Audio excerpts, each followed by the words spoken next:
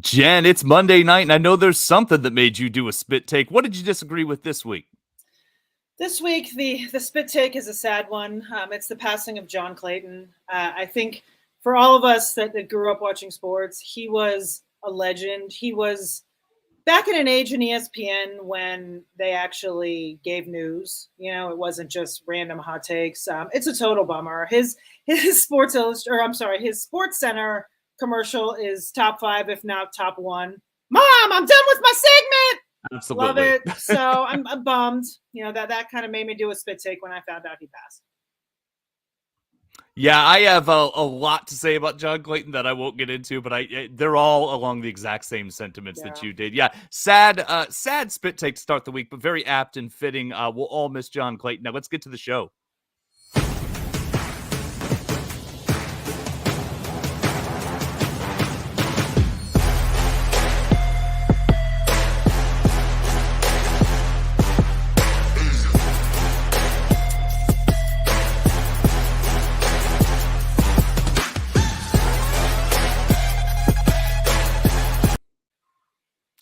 Welcome, everyone, to the Most Accurate Podcast. I am one of your hosts, Brandon Niles. With me are my excellent co-hosts, as usual, Jen Eakins and Chris Allen. Chris, how's it going, buddy?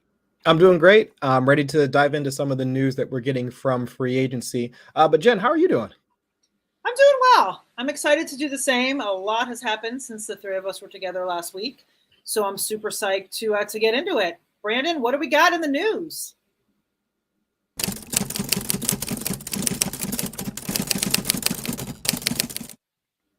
Couple things happened in the past week, and by the past week, I'm talking about since the two Johns posted an episode on Thursday where they were talking hard about Allen Robinson, and go back and listen to that if you want to hear the Johns' takes on Allen Robinson.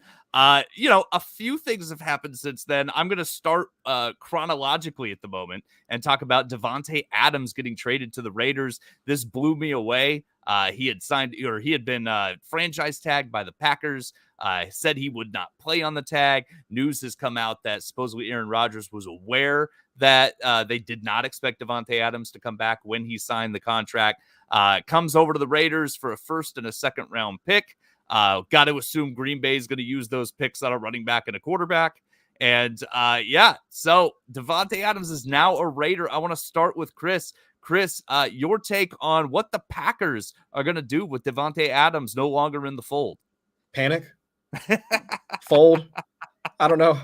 I guess my concern is how do we value this offense moving forward? Aaron Rodgers and Davante Adams is akin to Russell Wilson and Tyler Lockett, or Russell Wilson and Doug Baldwin before Tyler Lockett came along.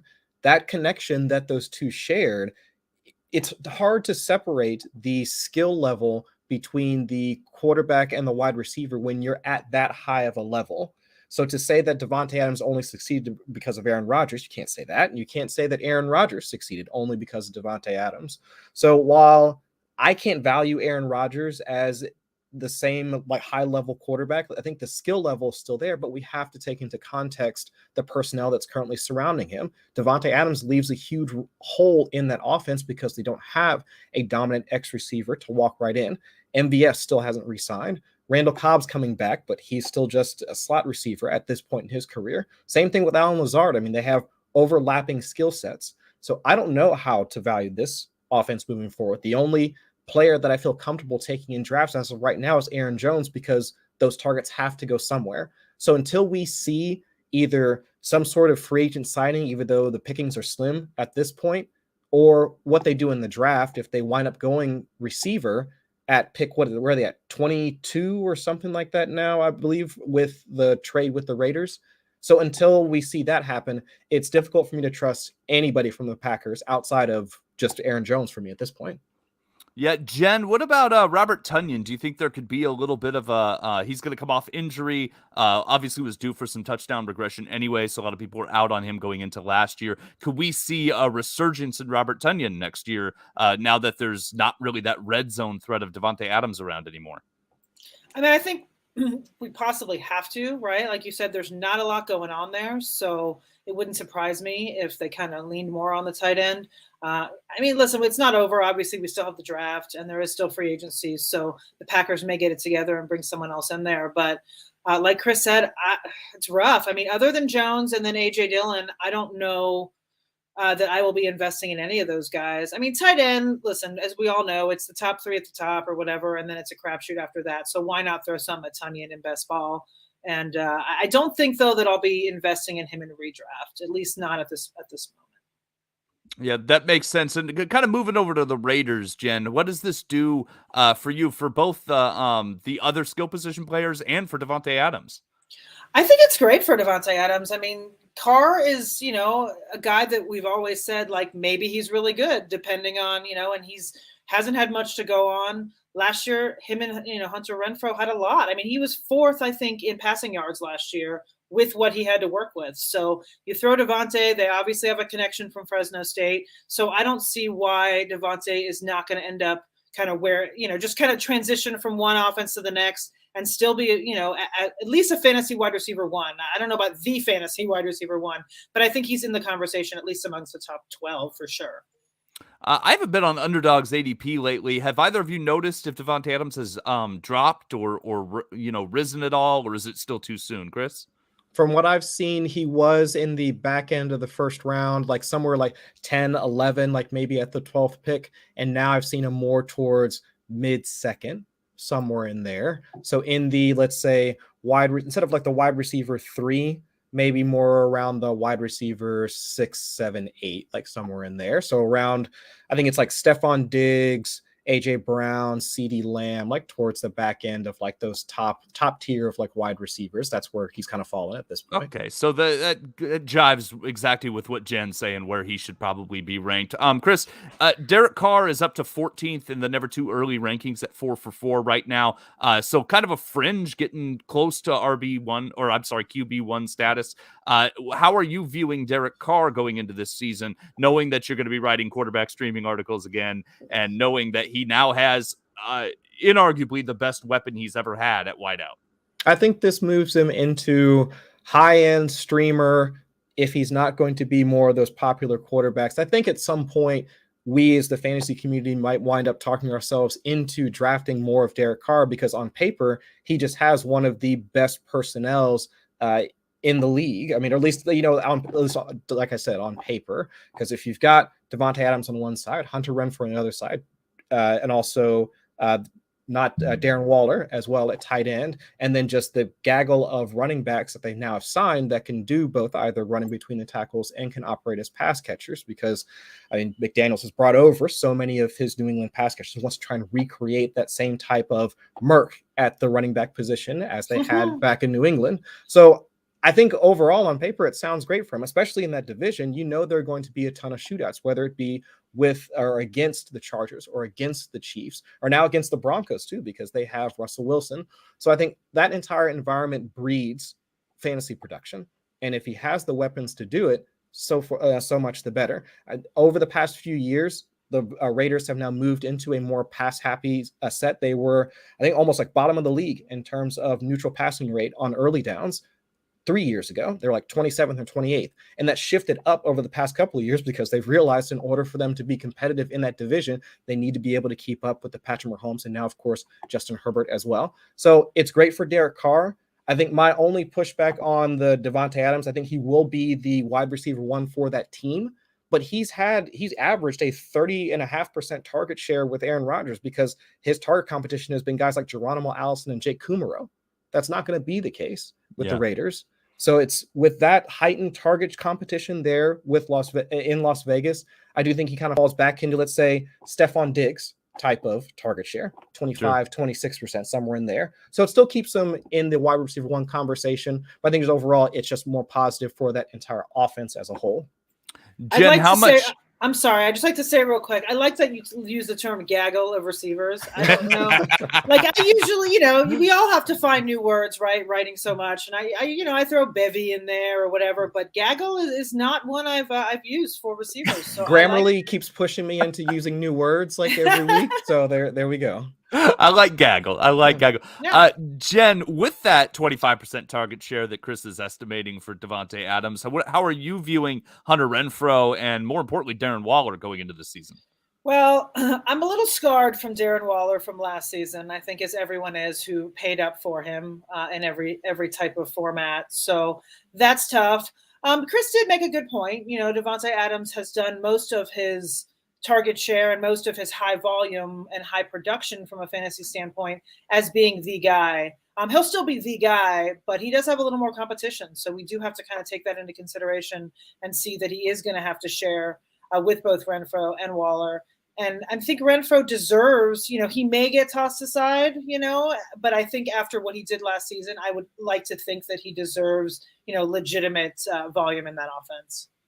You would think so. It was fun to have him. He was someone I picked up a lot and just kind of rode down the stretch, which was nice. Let's shift to Deshaun Watson. That shoe finally dropped. We've been waiting for it for a long time to figure out where he went and exactly how that would shake up fantasy. I'm going to talk about fantasy Deshaun Watson. I'm not going to talk about anything else Deshaun Watson today.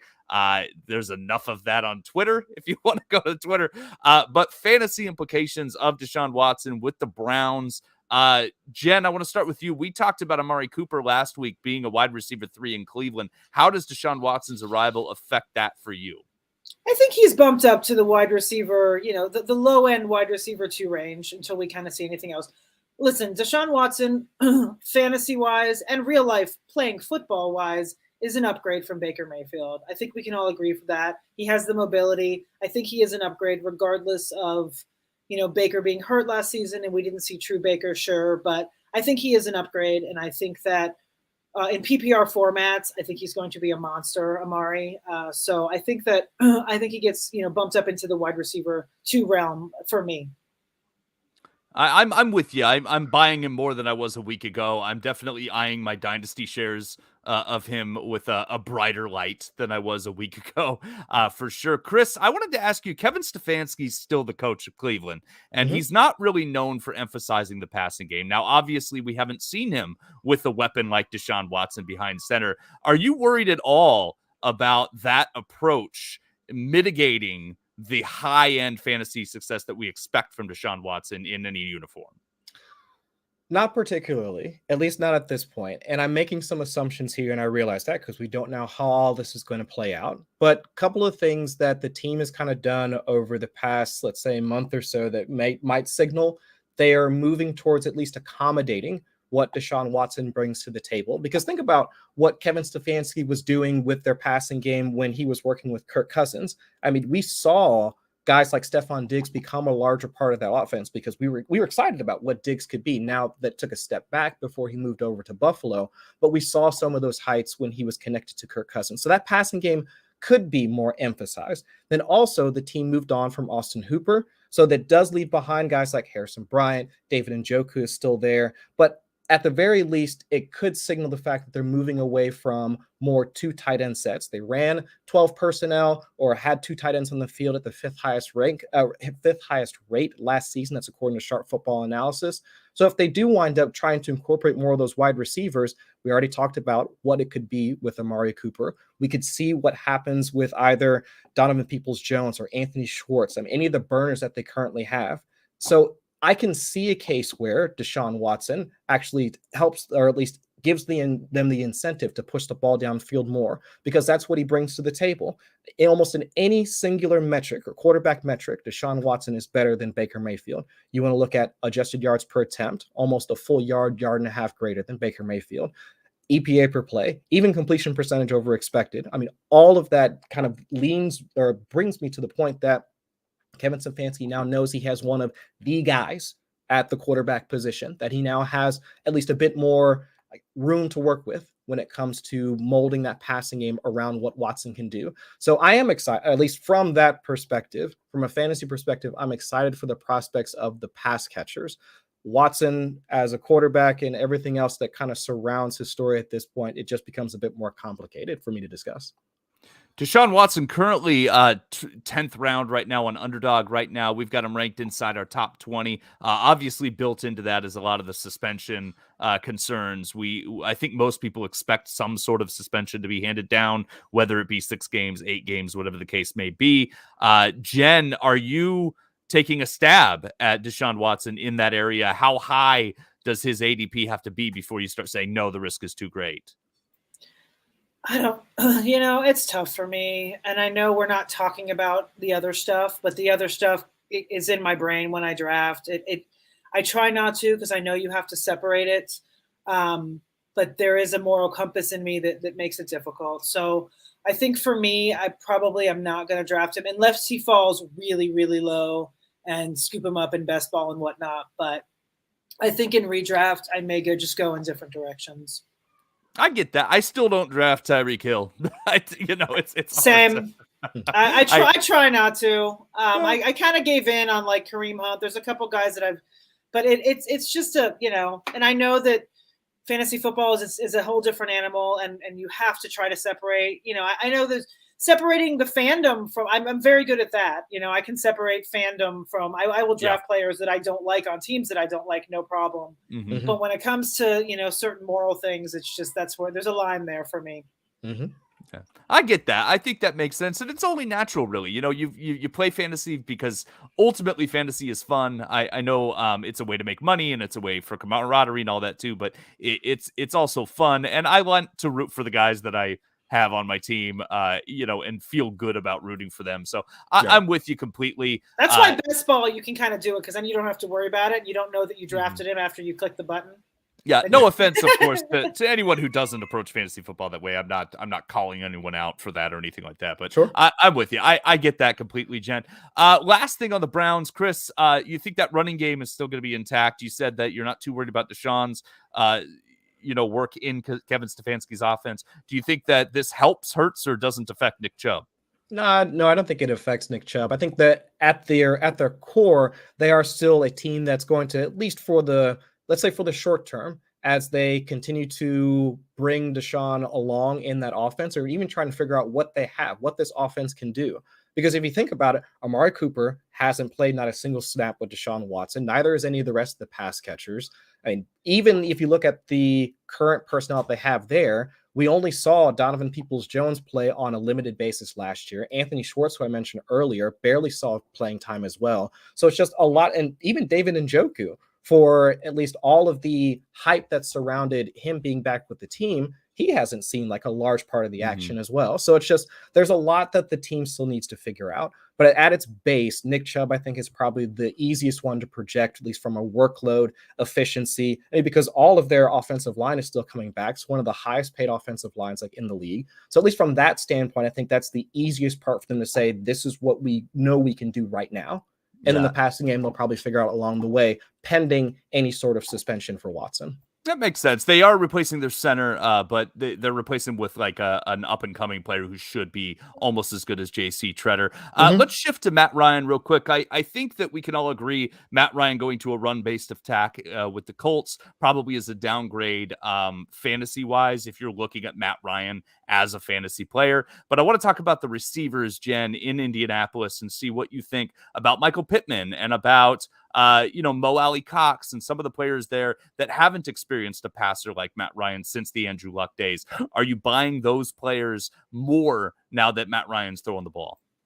I think so. And I also think for Matt Ryan, yes, he's going into a more run-centric offense, but he's got a way better receiving core than he had last year. I mean, other than Kyle Pitts, it was a bunch of randoms, and I feel like now he's in a position where, maybe it's a step up from randoms. I mean, he doesn't have this stellar, fantastic, but I think between Pittman and, like you said, and Mo Alley Cox and the rest of the guys that are still there, I don't know if T.Y. is still there or not, but I think they get a little bump. I think Matt Ryan is not, he's got maybe an ankle in the grave. Like, he's not fully dead as far as like his arm and whatnot. I think he still has a little bit left, a little more tread, as they say. So, I think, I was going from not interested at all into the Colts receivers to, I'm mildly piqued. Yeah, perking an eyebrow in that direction just a little bit. Yeah. Sure. Yeah, I like that. No, I think I feel the same way. Michael Pittman had his breakout year last year, but it was a mini breakout. You know, he didn't explode. He just had a good season, which is nice. Still think that offense is going to run through Jonathan Taylor, of course. Chris, Zach Pascal is now in Philly. And T.Y. Hilton is yet unsigned. He may come back, but right now he's unsigned. Anyone other than Michael Pittman that you're raising an eyebrow toward because of Matt Ryan specifically? I'm all about that Maction right now. Yeah? I mean, why not?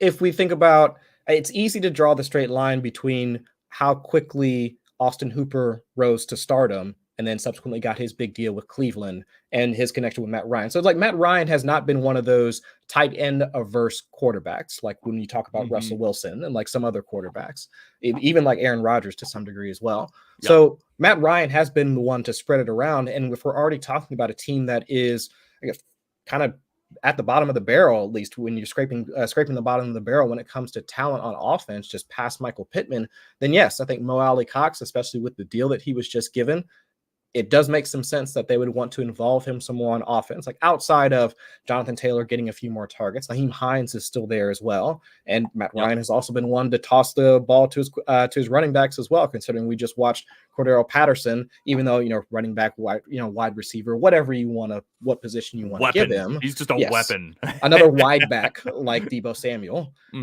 I think that's where I think it's easiest to draw the straight line between where those targets are going to go and who would be most likeliest to receive those targets. But I think, like Jen was saying, I do think that it provides a bit more stability in that passing game. Less volatile for sure, without having Carson Wentz there to try and chuck some of those deep balls. Like, I don't know if you guys remember like the Week 7 game against San Francisco when it had that huge downpour. I only remember that game because, of course, I write the weather report at 444. But we probably won't see those from Matt Ryan. He only had like a 9.1% deep ball rate. And honestly, remember that was one of the reasons why Julio Jones left Atlanta, was because he wanted a quarterback that would throw deep. So it might not get you some of those like high-end fantasy days, but I think overall for guys like Michael Pittman, even Mo Alley-Cox, you should at least have the steady Eddie type of production throughout the season. Yeah, and Jack Doyle retired. I'm with you. I'm going to be at least looking at Mo Alley-Cox because of that. Now that there's a little less murk at tight end. Jen, if you have anything to add, feel free. But I want to hear your thoughts on Marcus Mariota going to Atlanta, foreseeably to take over the starting job. We still have the draft to go. It's very possible Atlanta adds somebody. But right now, Felipe Franks, Marcus Mariota, the only two quarterbacks on the Falcons roster. Mariota signed a 2-year deal that looks like starter money. Looks like that's what they want to do. So your thoughts, Jen? Well, look, I mean, he's reuniting with Arthur Smith, so that's something, right? But I think, other than Pitts, I don't really know who's left. I know Gage is gone, and there's a few guys there, but I don't think that. Cordarrelle is still there, which is wonderful. We love him, but I don't know. I'm definitely not investing in Mariota, if that was your question. I don't know if you're asking about the actual weapons. Just offense in general. Yeah. Yeah, I just think, listen, I think Pitts should probably be a target monster, I would think, in that offense. I'm not sure, who else. Obviously, other than Cordarrelle, I don't know who else is going to get those balls. So I think Pitts is safe. But other than that, I'm not going to be investing in the Falcons too much. Sure. How dare you besmirch the good name of Olamide Zaccheaus? How dare you, Jen? I feel like he's one of those guys. It's like Russell Gage, like every season. Like, is he good? Is he not good? And then Twitter ends up in like a 2-month debate on whether Olamide Zaccheaus is good or not. And Olamide. Oh, I'm sorry. I just even said repeated what wrong. Chris says. I knew we would be talking about Olamide Zaccheaus today. I didn't say it because I don't know how to say it, so I ignored it. That's why I besmirched his name, because I didn't look it up. I was like, oh, I'm going to butcher that name. I'm going to have to look this up. Well, Chris called me out, so all right. Mariota tied for 10th in fantasy points per game the last time he had like a healthy, full-on season. So I'm looking at Mariota. I don't know for sure that he's going to make it through the season, but the Falcons' offensive line is developing. I'll say they have a massive hole at left guard, but it's developing. I don't know. I kind of like a little Mariota Patterson back there. Chris, Falcons signed your boy Damian Williams. Any interest there, or do you think there's just too much slog there, too much murk? No, I'll always be interested in guys that are probably going to have a let's say late round ADP that should at very least see the field a decent amount, catch some targets here and there, probably fall into the end zone at some point. Because before Damian got hurt, when was that? Like towards the early middle-ish part of the season, he was essentially taking away targets like from David Montgomery before Montgomery turned into essentially the workhorse back that he wound up being towards the back end of the season. So if we could see a scenario where they try and bring back CPAT in the same role that he had last year, maybe also working Damian Williams, I would assume that they bring in either somebody else or maybe they draft somebody to like a younger talent to kind of bring in and work behind both of those two guys, because I can't believe that they're going to try and use like both of them throughout the entire season. But either way, I think that looking at him from that standpoint makes him somewhat appealing. He's not going to be a target of mine, but I could see myself like drafting a few shares here and there in best ball. Sure. I invested in so much Damian Williams last season. Same. I just thought he was good. And listen, he had the shot to do so. I really thought that he was going to be the secret key in best ball because he was such a late guy. And he was, coming off almost like should have been an MVP season with the Chiefs before COVID. Like I was like, exactly correct. So all about Damian Williams, but oh well. I think I think there will be Merck as always there in that Falcon backfield, but we'll see. Yeah, we'll have probably an extended Cordero Patterson conversation before the season starts, since he was re-signed. We'll want to see what else the Falcons do free agency in the draft, see what else is happening. But going into the season, it's going to be interesting to see where he lands on the depth chart, what kind of touches he gets. Let's shift to Robert Woods, who was traded to the Titans. After the Rams signed Allen Robinson, we were kind of wondering what was going to happen with Robert Woods. Didn't have to wait very long. Goes to Tennessee. Had a big hole at wide receiver too after releasing Julio Jones. Jen, Robert Woods in Tennessee, is he going to have the opportunity to produce there? I think he will have some. The Titans are still going to be run first. I don't know how they're not, right? And then you have A.J. Brown. So I think Woods, I love myself some Robert Woods. I always do. He is always someone that is undervalued, and then he's always really good in PPR, especially formats. But I think we need to be cautiously optimistic. I think he's probably like a wide receiver 3, in the fantasy realm for now. I don't think we can get too excited. It is still Ryan Tannehill, and it is still Derrick Henry's offense. So it is nice that they got themselves a wide receiver 2, and I like Robert Woods, and I think he's very capable. He is coming off a pretty big injury too. Yeah. So I think on the safe side, we need to go in the kind of the wide receiver 3 spot. Yeah. Chris, does this make you like Ryan Tannehill more or less, or no difference? About the same, because just like Jen was saying, it's not like we're going to assume Bobby Trees goes at, and I really like that image that we've got like right there of Robert Woods too. Yeah.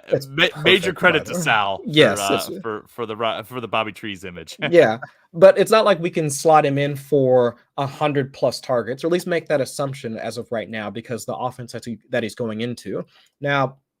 Last season, I know that Tennessee was trying to work in quite a few guys. Like if Julio was out, it was how many weeks did everybody try and talk themselves into Nick Westbrook or Keeney?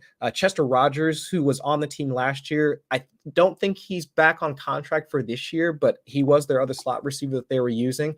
But that's essentially like Robert Woods' role. But on top of that, like Woods is a guy that's also he's a great blocker. And I think that's another reason why Tennessee wound up jumping at the chance to be able to take him, because if this still is going to be the Derrick Henry show, Robert Woods last season, 12th in blocking grade on PFF. He is that perfect all-around guy with that type of skill set that you want for a team that wants to be able to use a lot of play action passing. That's where Ryan Tannehill becomes the most efficient, but also having a receiver out there that's capable of impacting other parts of the game when they're not the focal point of it, which you could see was a huge thing for them when they couldn't use, or when they did use Julio Jones, because Mike Vrabel, you could just see the exasperation or frustration with either not being able to use Julio Jones, or when he was out on the field, he wasn't capable of doing the things that he wanted him to do. So I think Robert Woods brings all that to the table, but run blocking is not useful for fantasy, or at least it isn't yet. So we don't get points for run blocking, at least not yet.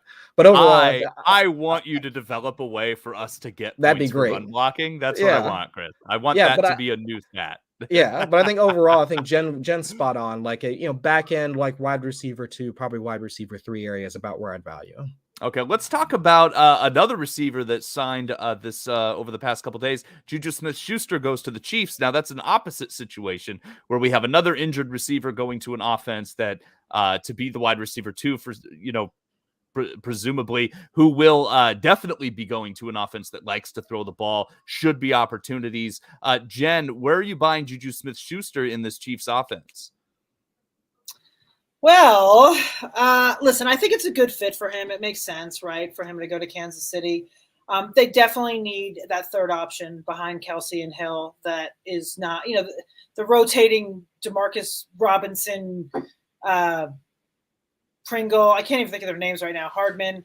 Hardman. Don't besmirch Mecole Hardman. First of all, Mecole Hardman. I'm not besmirching because he is a University of Georgia grad. So I will never besmirch anybody from my own. Go Dogs. But exactly, reigning national champions. But no, I think that's I don't know if there's a ton of volume though. That's the thing, right? And I don't know how much JuJu really has left. So I think it's a good fit. I think I'm happy he signed there and whatnot.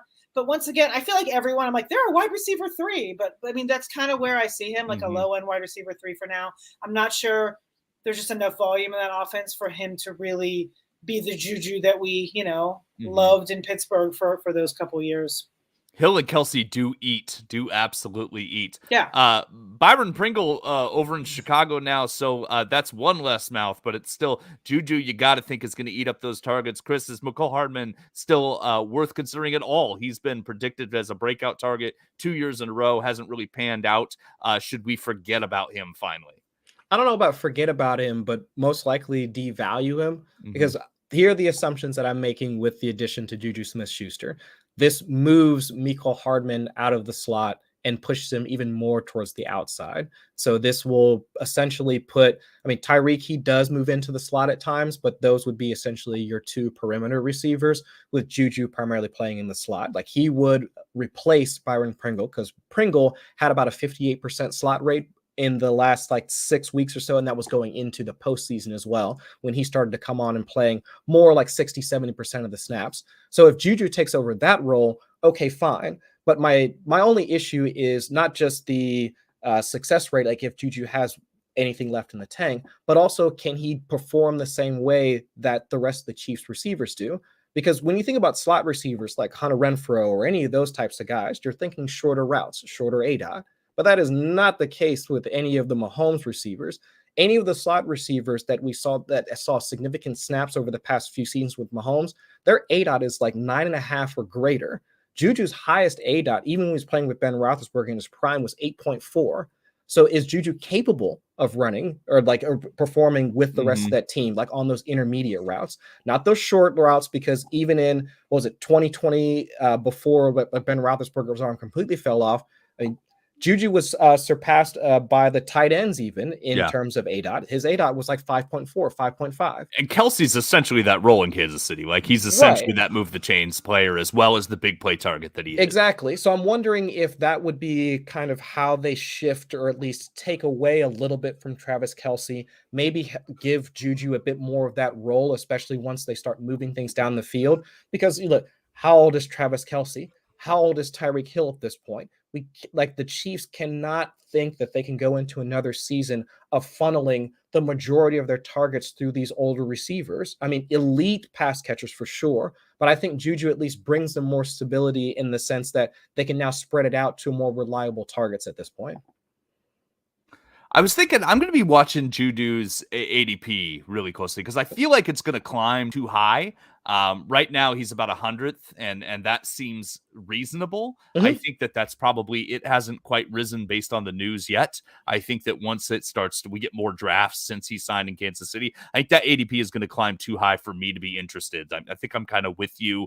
I think we keep waiting for another Chiefs receiver, but like Jen said, Hill and Kelsey are going to eat. They're going to eat. Hi, Twizzler. I want to say hi to Jen's cat, Twizzler, who is an honorary member of the Most Accurate podcast. Always comes with hot fire Leonard Fournette takes. Absolutely. Wants to say something badly right now about Rashaad Penny, I'm certain. So, Jen, why don't you and Twizzler tell us Rashaad Penny's coming back to Seattle. Are we interested in Rashaad Penny, or is that going to be a mess? Well, listen, you know, I love Chris Carson. It's like a mental thing for me to not be excited about Penny, but Penny did show last year that he's, somewhat the guy that everyone's been waiting for. So I don't know. I mean, Seattle's offense, like, what are we going to get? We're not really sure yet. So it's hard for me to get super excited about Penny. I have a feeling that, the fantasy football world, for some reason, loves Penny. I mean, they really do. So I feel like his ADP is going to be much higher than I would like it to be. I don't know. I mean, I feel like he's probably going to end up in that dead zone, would be my guess, depending on what happens with Chris Carson. I don't know what's going to happen there. So, but I think that, I don't know. I've never really been someone that's super into Rashaad Penny. So for me, it's kind of a wait and see. That offense as a whole, wait until kind of see who the quarterback is, what they decide, to do. So it's kind of a wait and see approach for me. Yeah, that's all I've got for the news. I don't have anything to add on Rashaad Penny. I think that's exactly how I would approach it as well. If you haven't signed up yet, make sure that you go and check out 4for4's memberships right now. 4for4.com/plans will tell you all the wonderful options that are out there. We have a ton of free things to take a look at, including rapid reactions to the free agency editions and the major trades that are happening right now. Make sure you subscribe. Let's close the show out with the stat of the week. Chris, what have you got for us this week?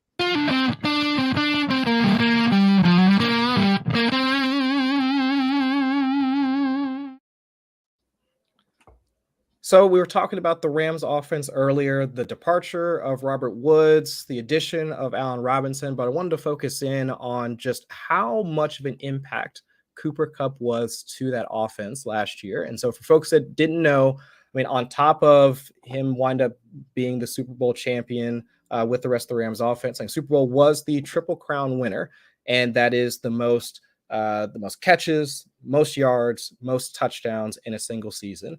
And since the Super Bowl era, there have only been 5 receivers that have won the Triple Crown award. So now Kupp and also Steve Smith, Sterling Sharp, Jerry Rice, and then oh my gosh, like why am I blanking on? Oh no, actually, yeah, that is the 4th. It's actually 4 times that they've done it. So the big thing, though, that I keep coming back to is just how many yards like Cooper Kupp acquired like over the season, because for each of the past winners, they've been down in the 1,500 yard range. Like Steve Smith, like back in 2005, he was at like 1,563 yards. Even Sterling Sharp, 1,461. Jerry Rice, even though like Jerry did it when he was essentially like 30 years old and still wound up racking up just over 1,500 yards. I mean, but Cooper Kupp, 1,947 yards like in a single season. I mean, when he was essentially trying to go up against like Calvin Johnson's record, I didn't think he was going to get it, even though they added on the extra game for this season. But just seeing him get to those heights, even though he wasn't playing like primarily in the slot, but just seeing how hard or how much he carried like that offense throughout the entire season. I know that Robert Woods' injury probably fueled some of that, but just to see players like that being able to attain such heights, it really was a fun thing to watch, like week in and week out, expecting that type of production, and then also seeing him get there on a week in, week out basis. So, I mean, despite the fact that my Bengals wound up losing the Super Bowl, I mean, tip of the cap to Cooper Kupp and what he was capable of doing.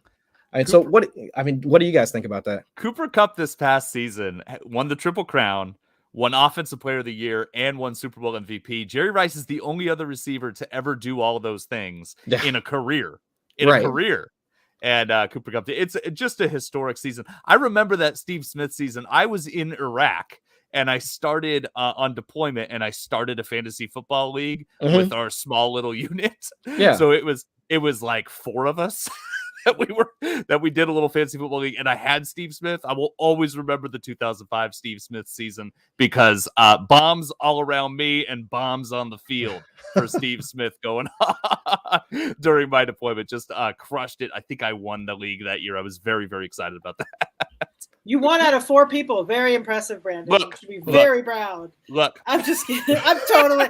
I'm kidding. I'm sure I wasn't going to say anything, but Jen had to. Jen had to do it. Look, there weren't a lot of people around. I tried to get the camel spiders to join. They were not helpful at all. There was a very interesting marmot that was around that I thought might get involved, but then they came in with just drafting retired players, so we had to kick the marmot out. Right. So limited options. Congratulations, though. Look, don't take these victories away from me, Jen. I don't have that many of them. I don't have that many. I would never. I was just giving you crap. It's all Steve good. Smith has always been one of my favorite players of all time. Well, I guess for different reasons. I mean, just because the body archetype for that type of dominant receiver, it's just always been one of those things that have fascinated me. Like, even if you go in the opposite direction to tall, skinny receivers, even like AJ Green, like guys in that type of build who can move that fast and be that smooth. Davante Adams is another one where it's just your body shouldn't be able to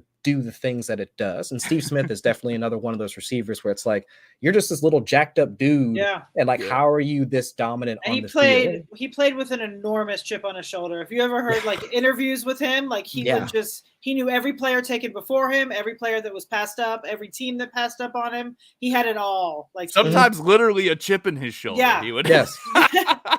Yeah. I'll never forget seeing him catch a ball, get crushed, and run into the end zone, broken arm dangling behind. Yeah. The dude was tough as nails. Yeah. I've always loved watching him play. Agent 89, love him. That's a great stat. It's a great stat. I think that's all I've got for this week. So let's close out. Thank you to Chris and Jen. Always a pleasure. Please don't forget to subscribe to this podcast. You can follow us on Twitter. Also subscribe to the YouTube channel. I got to get used to saying that. You follow us on Twitter at The Monday Mommy, at Chris Allen FFWX, and at 2 Guys Brandon. Thanks so much for checking us out. Have a good day.